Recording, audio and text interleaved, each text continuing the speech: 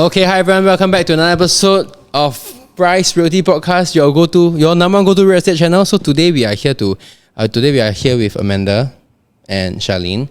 So today we are here to discuss how was our experiences like during the 6 new launches recently, just last week. Right, so maybe for me first, so I'm a tagger. Tagger basically is the person that shows the clients the specific project. So as a tagger, I tag for all 6 projects. So I must say it's been really time consuming. But in a good way. I mean, you can don't do. But in a good way. It's been very busy. And then we have to learn a lot of new things. So as many of you know, taggers have to go through trainings to qualify, and then we go through tests as well. So a lot of the projects came like very spontaneously. Like suddenly at this weekend we're gonna launch like Collective at One Sophia. Suddenly launch, and then we're like okay. And then for me also the biggest issue was that a lot of them were launching on the same week. Then the booking day was also the same. Right. For example, supposedly initially Trump Park was supposed to be first, followed by EOK and Nava. Then Trump Park brought forward 1 week, which was a surprise for everybody. So maybe for both of you, how would you all feel about this 6 new launches? You go first. 6 new launches. If I have to use one word to describe my experiences, it will be chaotic. Because it's been a long while since we have 6 new launches in a single weekend. So chaotic because that also means that the indicative prices are released all at the same time. So while we have already done our homework on, what are the potential price that will be launched and which is the project that we can look into, some of the price indication came to us as a shock as well, for better or for worse. For worse for some projects. So then it changes, at least for me, it changes my analysis of certain project altogether. So there were a lot of time spent into, rethinking what would then be the best buy for my clients. Yeah. Okay, for Shah? I think it was one of the messiest weekend of my entire career because I was both a tagger and a non-core. Right, yeah, because of One Sophia, because I'm in the leadership team, so I also have to represent the development and show other agents about the project and present it to their clients. And it was so messy. And then originally, and the timeline is never fixed, right? Because at first they say it's gonna be everything's gonna be on 16. Then suddenly it change, and then I couldn't even be there for my clients because I have to be stationed somewhere during a certain period of time. So it was very, very messy, but I think it was a very interesting experience also. Because from what I heard, right, it was that there has never been a time that there was 6 launches. Yeah, the most it happened was probably 4. And that was quite a while back as well. So Amanda and I were just saying, like when we were taking car rides to EOK, it's like a boot camp. Because we were seeing each other every day, and it's like a boot camp. It's like, wow, we're finally going to go to graduate on 16. Yeah. But we can do a quick... So we graduated. Yeah. Finally, congrats. So we can do a quick conclusion for each project. So One Sophia, Collective at One Sophia, and Union Square Residences both launched. So these are, I would consider them CCR projects. Union Square actually is considered RCR, but I will still categorize them as CCR. Collective at One Sophia was 13% sold. Congratulations. Thank you. I think it really not bad. It only had 2 days. Correct. They only had 2 days, and the launch was like very sudden. Okay, and then for Union, which Seth was here, 25% sold. So congratulations to both CCR projects. Then next is also Novo Place. Novo Place, 600 checks for first timers, about 56% sold. Alright, so actually every project did relatively well. Maybe you can move on next to Trump Park. Trump Park was a bit interesting. 76%. So a bit interesting because they ad hoc they push forward their booking day by 1 week. And then frankly speaking, I was a bit like, would it, buyers, would they feel like, well, I'm gonna wait for EOK and then I'm gonna commit to Trump Park? But still 76%. So I thought it was in fact very successful. my client, along with Derek, we closed at 12 a.m. Number 2,400. Wow. 80 something, I can't remember. 12 a.m. So I thought that Chuan Park did amazing. Any thoughts on Chuan Park for you guys?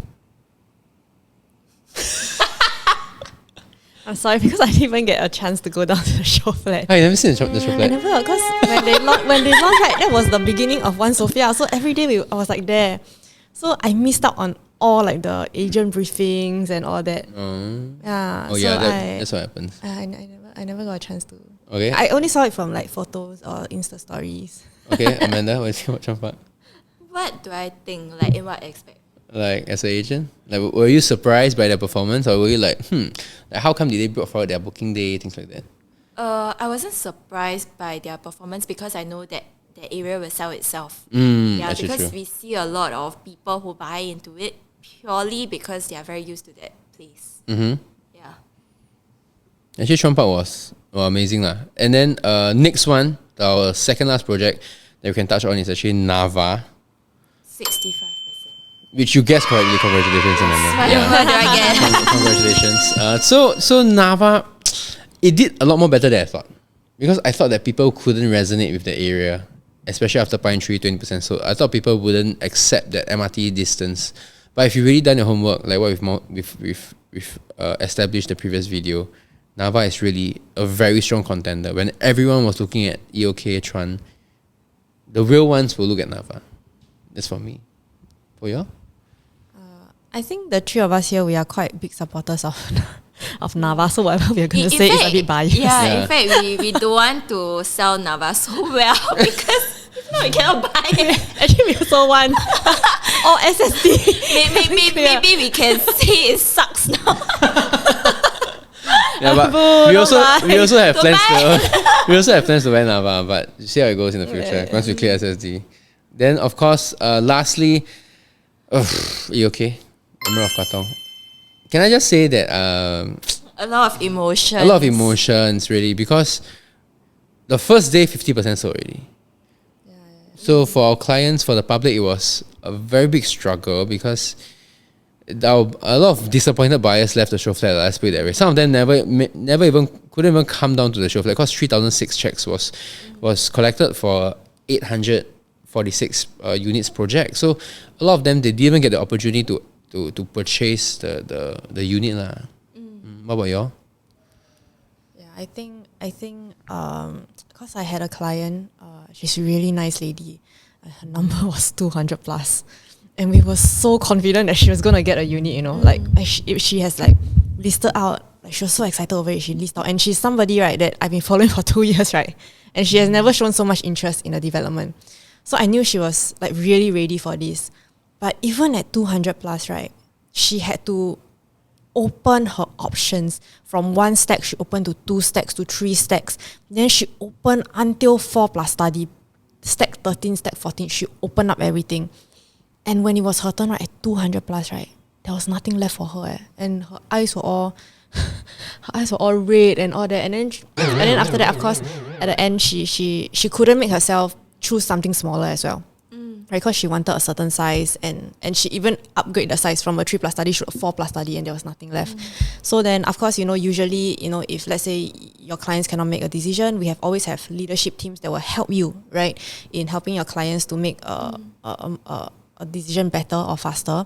But at that point, I could look at her face, and she was so defeated at that time. So I was like, never mind, don't push her already.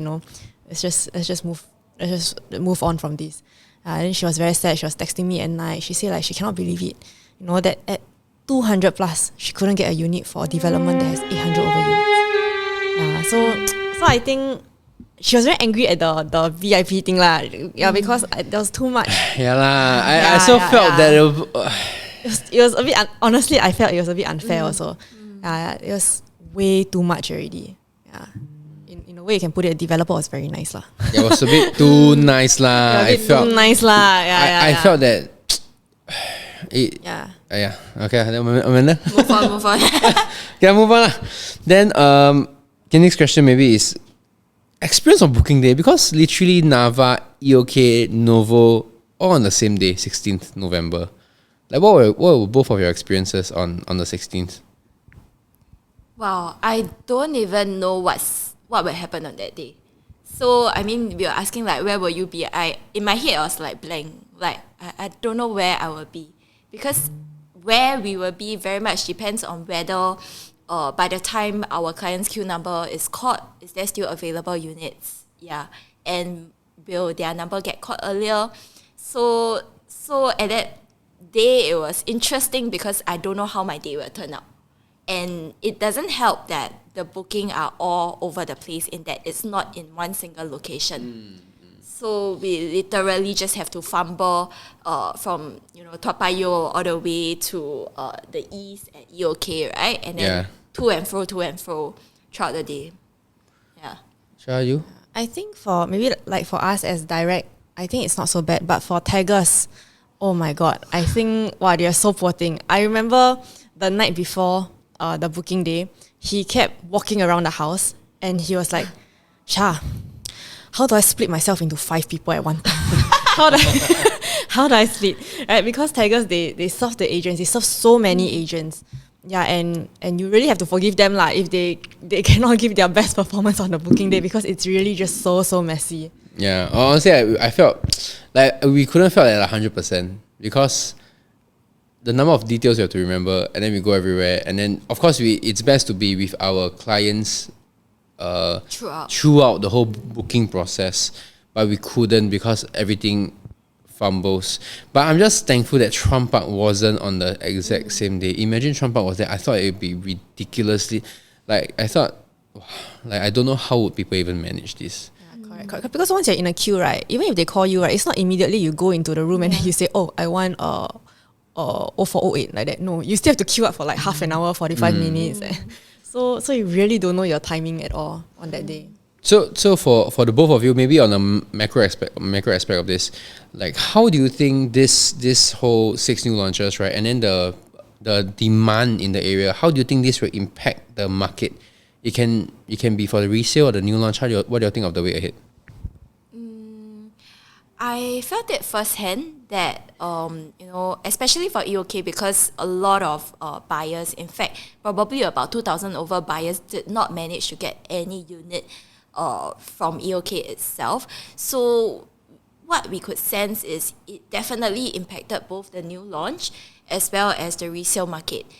We see buyers going to the other new launches, the other show flats, just to take a look right after.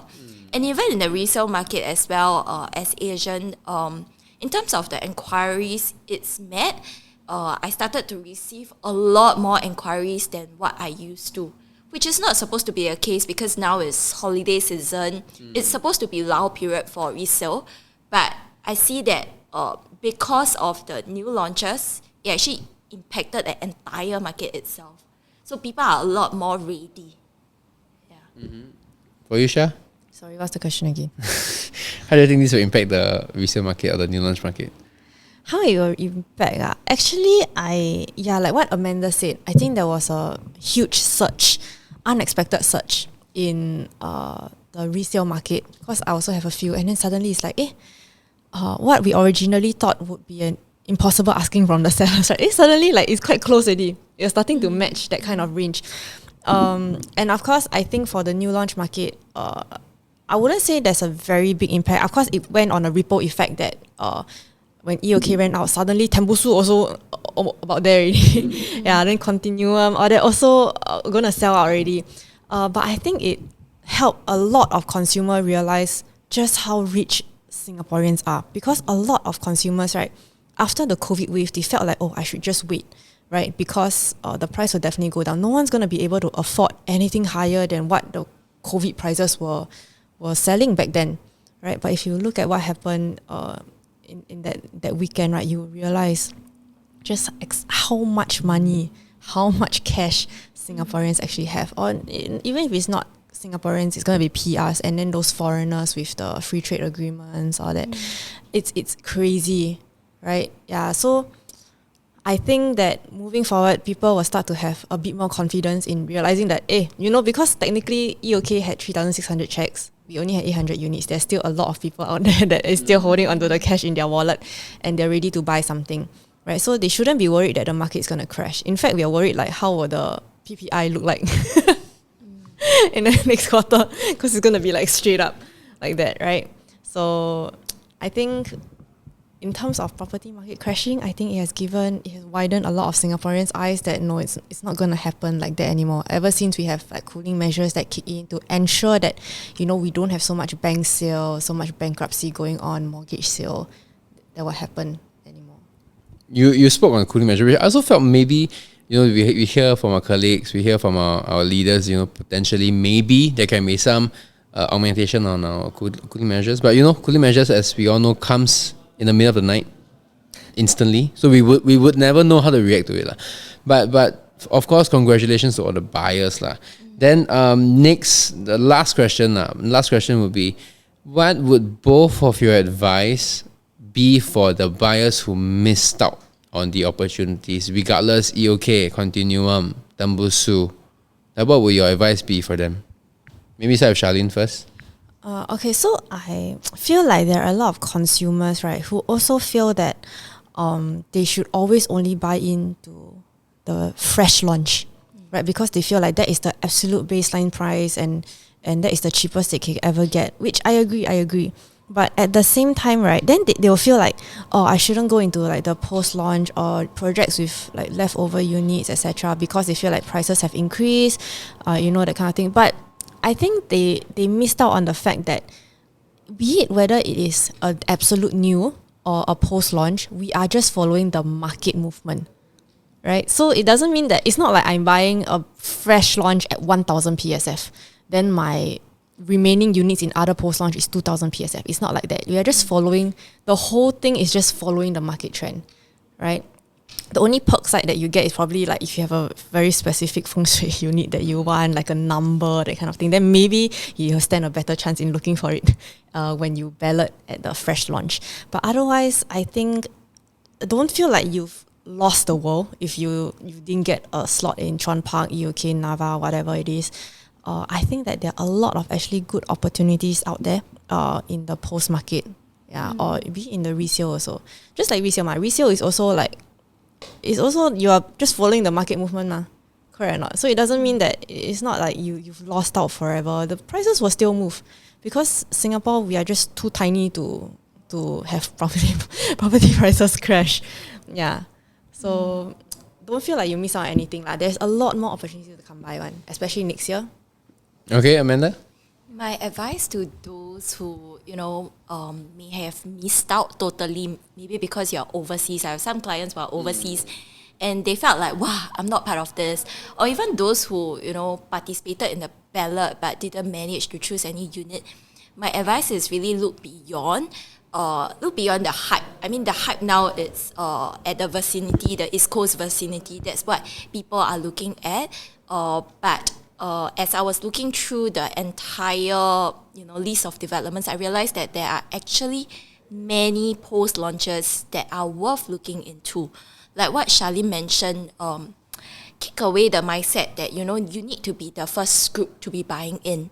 Sometimes buying in later might not be that bad after all, because your risk is lower in that certain projects when you enter, maybe it's a post-launch project, but you know that it is safer because that area has already transacted at an X amount.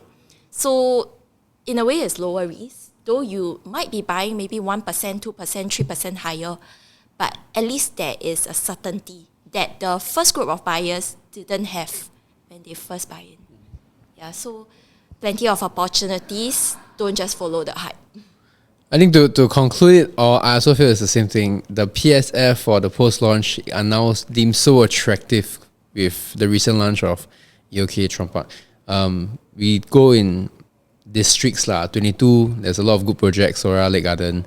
PSF wise, you're gonna have Central Business District, great capital growth, low entry. That's going to be something to look at. District 26 is where you have Lentor. Lentor is also a place where you have your Lentoria, you still have your mansion, you still have your Lentor Hills, Hillock Green. Then that is another discussion on its own. But PSFY is still something to look into. And then lastly, most importantly, you want to go all the way to the east, you still got Cassia.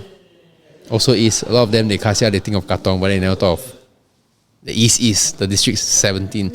So these are a lot of projects you still have to look out for. But of course, next year, we do know something's coming up. Parktown coming up at District 17. District 12, we got the Ori. Ori, we know that PSF-wise would be... 2829. Yes, starting from. There was, Delta. yeah, that was pre... for Ori, that was pre-Trump up, pre-OK. Post-Trump up, post-OK, we don't know what price we're looking at. Then you were mentioning, sorry, one more? Elta, Clementi Avenue 1 GLS. Yeah, that's the one coming up. Newport Residences, maybe. Holland also coming up. Orel. Yeah, Orel coming up also. So we do have a lot of launches coming up. But of course, PSF-wise, we don't see it to be, very attractive lah.